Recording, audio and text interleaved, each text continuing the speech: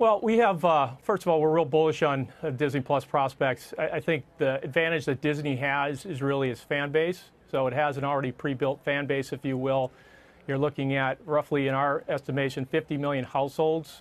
And 50 million households we sort of get to by looking at ticket sales really across all of the main content categories that we're going to see on the Disney Plus offering. So we assume a very small percentage of that 50 million, roughly 15% penetration.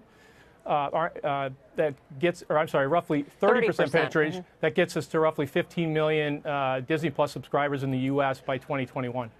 What are the cost assumptions that you're making in terms of how much Disney will charge these 15 million subscribers by 2021, and how much Disney will actually spend? Because you've actually estimated that Disney could spend $20 billion annually on content alone.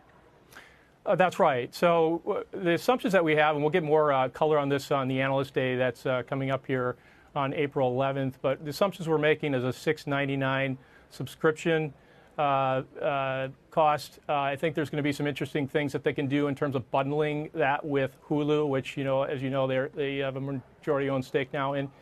But those are the assumptions in terms of pricing. On the cost side, we're looking at roughly $1.4 billion in terms of investment next year in this DTC initiative.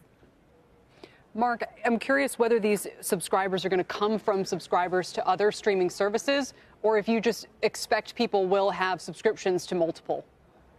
That's a really interesting question. I think the way we look at it is there's plenty of room right now for good quality content.